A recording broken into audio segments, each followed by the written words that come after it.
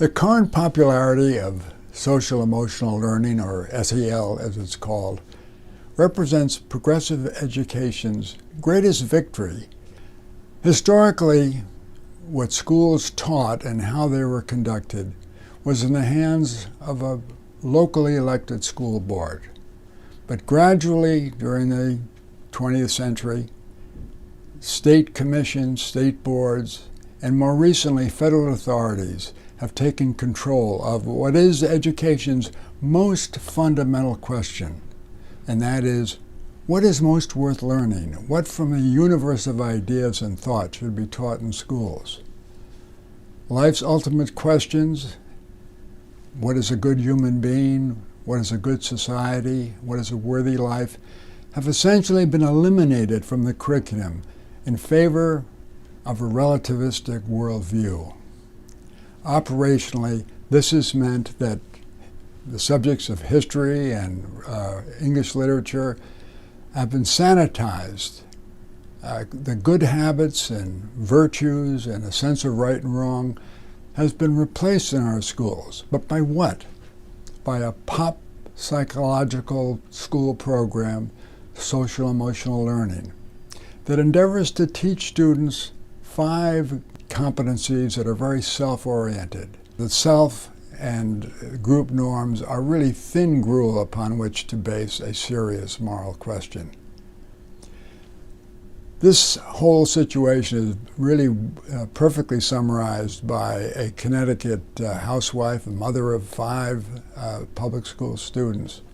She said, "I feel as if the school is teaching what I'm supposed to teach, and I'm left with teaching what the school should teach, math." Social emotional learning is just the latest flawed product of progressive educators, and it needs to be replaced. Major concerns about social emotional learning are that it is a move away from academic education and an emphasis that is not healthy on attitudes, values, beliefs, and mindsets of children. And there's great subjectivity and difficulty even among adults to agree on those things. And it is also tied and closely linked to the Common Core and competency-based education disasters that are currently happening in the United States. Social emotional learning is a major danger to academic achievement, to privacy, to health. There's a major concern about the scientific accuracy of this. The research base just is not there, despite all of the claims by proponents. What is especially concerning about SEL assessment is that the data from those assessments, which is often collected without parental knowledge or consent, is put into state longitudinal databases that can follow children for life. SEL represents the continued minimization of true academic work with very little research basis to back it up. A second finding is the substantial and troubling problems and consequences of SEL, especially to student privacy, to autonomy, individuality, and even freedom over their own futures. Now, a few examples of that. First, with respect to implementation. Many of these programs are essentially psychological evaluations performed not by professionals who have had many years of training to do this, but by already overburdened teachers and administrators who are given a little training and then told to go and improve children's psyches and personalities.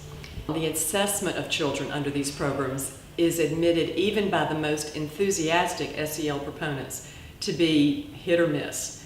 And these amateur evaluations will presumably be included in the student's school data files. Another problem, mistaken evaluations can lead to serious consequences to children, putting many of them on the road to further unnecessary evaluations or mistaken diagnoses, and perhaps even dangerous psychotropic medications that are already overprescribed in this country.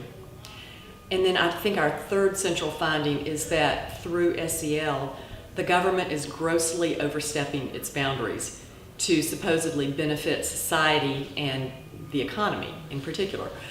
By what right does the government presume to administer psychological and mental health evaluations to children, perhaps without their parents' permission? By what right does the government decide what is the correct personality for a free American citizen? By what right does government seek to transform a free citizen into the person that the government deems most useful to the state and to corporations?